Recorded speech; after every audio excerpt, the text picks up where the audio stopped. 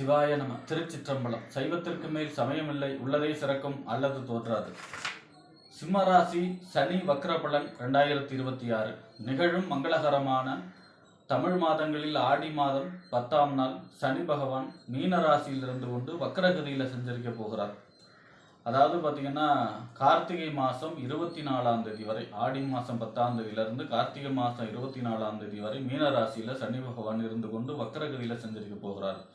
அதாவது 26/7/2026 இருந்து 10/12/2026 வரை உள்ள காலம் சஞ்சரிக்க போகிறார்.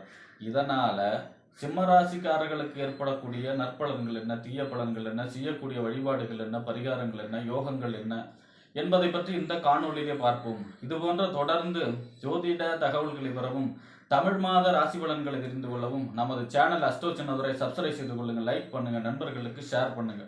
அதாவது பார்த்தீங்கன்னா ராகு, கேது, சூரியன், சந்திரன் இந்த 4 கிரகத்தை தவிர பாக்கி இருக்கக்கூடிய 5 கிரகங்களுக்கும் வக்ரகதி ஏற்படும் சூரியனுடைய சஞ்சாரத்தை அனுசரிச்சு. அதாவது பார்த்தீங்கன்னா இப்போ சூரியன் கடகராசியில் இருக்காரு, சனி பகவான் மீன ராசியில் இருக்கார். இந்த கடக ராசியிலிருந்து மீன ராசி 9வது ராசி இல்லையா?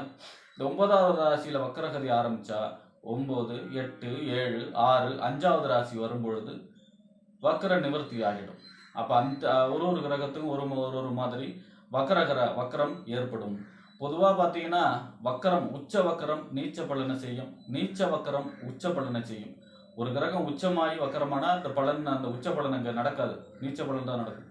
அதுவே ஒரு நீச்ச கிரகம் வக்கரமானால் உச்ச பலனை செஞ்சிடும். அப்போ வக்கரம்ங்கிறது ஒரு பெரிய மாற்றத்தை தரக்கூடியது. வக்கரம் பெற்ற கிரகம் என்ன பலனை செய்யும் அப்படின்னா, ஒரு கிரகம் எப்படி பலன் தரும் அப்படின்னா, கிரகத்துக்கு காரகத்துவம் இருக்கு, ஒவ்வொரு கிரகத்துக்கும் காரகத்துவம் இருக்கு, ஒவ்வொரு கிரகத்துக்கும் ஆதிபத்தியம் இருக்கு. இந்த ஆதிபத்திய வழியாகவும் அதே போல பார்த்தீங்கன்னா காரகத்துவ வழியாக தான் பலனை செய்யும் ஒரு கிரகம். அப்போ வக்கரம் பெற்ற கிரகம் தன்னுடைய காரகத்துவ பலனை குறைச்சி ஆதிபத்திய பலன்களை செய்யும். அதான் வக்கர காலம் அப்படிங்கிறது. அப்போ சுப கிரகம் வக்கரமானா தீமையா, நல்ல பலன் இல்லை, அது என்ன தன்னுடைய சுபத்தன்மை இழந்துடும். அதுவே ஒரு பாப கிரகம் வக்கரமானா அது நன்மை, ஏன்னா தன்னுடைய பாபத்தன்மை இழந்துடும். எந்த ஆதிபத்தியமோ அதான பலனை செஞ்சுட்டு போயிடும். அப்போ சனி வக்கரமாகிறது அப்படிங்கிறது மிகப்பெரிய நன்மையையும் யோகத்தையும் அனைவருக்கும் செய்யும். அப்போ பார்த்தீங்கன்னா சனி பகவான் உங்கள் ராசிக்கு, அதாவது பார்த்தீங்கன்னா சிம்ம ராசிக்கு 6ஆம் இடத்திற்கும் 7ஆம் இடத்திற்கும் அதிபதி 8ஆம் இடத்துல சஞ்சரிக்கிறார். இந்த 8ஆம் இடத்துல சஞ்சரிக்கக்கூடிய சனி பகவானை அஷ்டம சனி அப்படின்னு சொல்லுவாங்க.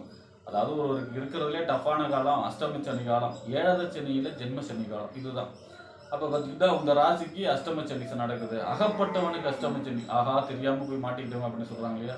7வது சனி 7.5 வருஷம் கெடுபலனை எப்படி மெதுவாக செய்யுமோ அதை 2.5 வருஷத்தில் செஞ்சு முடிக்கணும் அப்படின்னு சொல்லக்கூடிய டார்கெட் உள்ளது தான் இந்த அஷ்டம சனி. கடன், கபல, துக்கம், வியாதி, வழக்கு, சண்டை, அசிங்கம், அவமான, வீட்டில் திருடு போகணும், கர்மம் செய்யணும், இந்த மாதிரியான கெடுபலன் செய்யும். அதே மாதிரி பார்த்தீங்கன்னா நம்பிக்கை மோசடி நடக்கும். இந்த சதுரங்க வேட்டை படத்தில் வராங்க இல்லையா, ஒருத்தனை ஏமாத்தணும்னா அவங்ககிட்ட கருணை எதிர்பார்க்கக்கூடாது, அவன் ஆசையை தூண்டணும் அப்படின்னு சொல்கிறாங்க இல்லையா? அந்த மாதிரி நம்பிக்கை துரோகங்கள், அதே மாதிரி ஏமாற்றப்படக்கூடிய அமைப்பு, பொருளாதார நெருக்கடி, நஷ்டங்கள், இந்த மாதிரியான வேலைகளையும் இந்த அஷ்டமச்சனி செய்யும். அப்போ இந்த அஷ்டமச்சனியோடைய பிடியில் இருக்கிறது சிம்மராசி. குரு வேற பார்த்தீங்கன்னா குருவோடைய சஞ்சாரம் நல்லா இருந்தாலும் நன்மையை செய்யும். குரு உங்களை ராசிக்கு 12ஆம் இடம் விரயஸ்தானத்தில் செஞ்சிருக்கிறார். அது வேற சுப விரயத்தை கொடுக்குற அமைப்புல தான் இருக்கார். அடுத்தது ஜென்ம குரு வந்துருவார். அப்போ குருவோட சஞ்சாரமும் சரியில்லை. ஜாதகத்துல யோக திசை நடந்தா சிம்ம ராசிக்காரர்களுக்கு ஓரளவு நல்ல பலன்கள் ஏற்படும். இப்போ பார்த்தீங்கன்னா அஷ்டமச்சனி, இப்போ அஷ்டமச்சனியோட பிடியில இருக்கிறாங்க.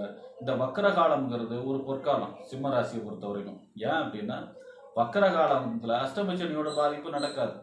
6ஆம் அதிபதியும் 7ஆம் அதிபதியும் 8ல் இருந்தால் என்ன பலனை செய்யுமோ அதுதான் நடக்கும். அப்போ பார்த்தீங்கன்னா இது ஒரு நன்மை.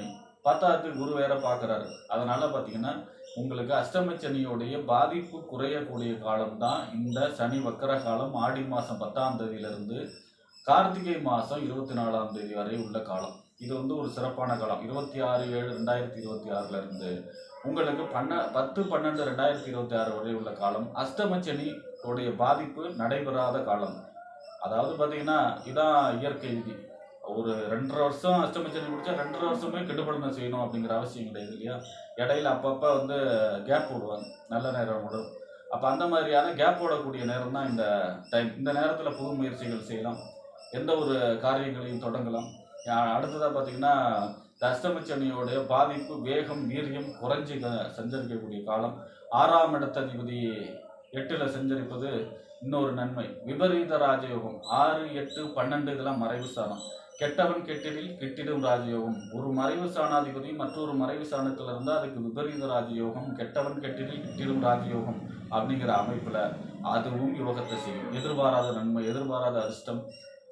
அதாவது பார்த்தீங்கன்னா, இந்த சலசலப்புலையும் ஒரு கிளுகிளுப்பு வேணும் அப்படிங்கிற மாதிரி ஒரு நன்மையான பலன்கள், இவ்வளோ நெருக்கடியான காலங்கள்லையும் ஒரு நன்மை ஏற்படக்கூடிய காலமாக இந்த அஷ்டமச்சனி சிம்ம ராசிக்காரர்களுக்கு இருக்கும். அதுவே 7ஆம் இடத்து அதிபதி 8ல் இருக்காருன்னா, 7ஆம் இடம்ங்கிறது என்ன? கணவன் அல்லது மனைவி ஸ்தானம், நண்பர்கள் ஸ்தானம், கூட்டு தொழில், சமூகம், வாடிக்கையாளர்கள் சொல்லக்கூடிய இடம்.